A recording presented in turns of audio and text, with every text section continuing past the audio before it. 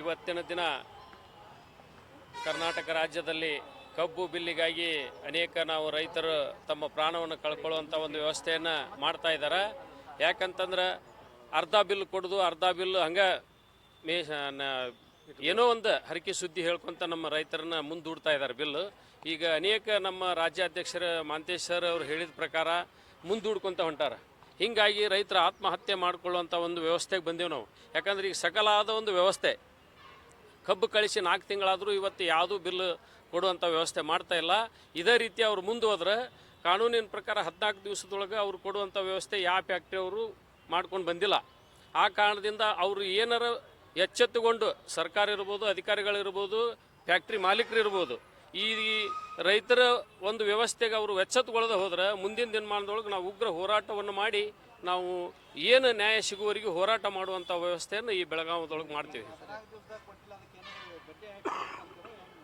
ಅಲ್ಲ, ಸರ್ಕಾರದ ನಿಯಮಾವಳಿ ಪ್ರಕಾರ ಅವರೆಲ್ಲ ಮಾಡ್ಬೇಕು. ಆದ್ರೆ ನಮ್ಮ ರೊಕ್ಕ ನಮಗೆ ಕೊಟ್ಟರೆ ಸಾಕು. ಮತ್ತು ಅವ್ರು ಏನೋ ಹೋರಾಟ ಮಾಡೇ ನಾವು ರೊಕ್ಕ ತೊಗೊಳ್ಳೋದಾದ್ರೆ ಆ ಕಾನೂನಿನ ಪ್ರಕಾರ ನಾವು ಬಡ್ಡಿ ಸಮೇತ ವಸೂಲಿ ಮಾಡುವಂಥ ವ್ಯವಸ್ಥೆಯನ್ನು ನಾವು ಮುಂದಿನ ದಿನಮಾನದೊಳಗೆ ಮಾಡೇ ಮಾಡ್ತೀವಿ.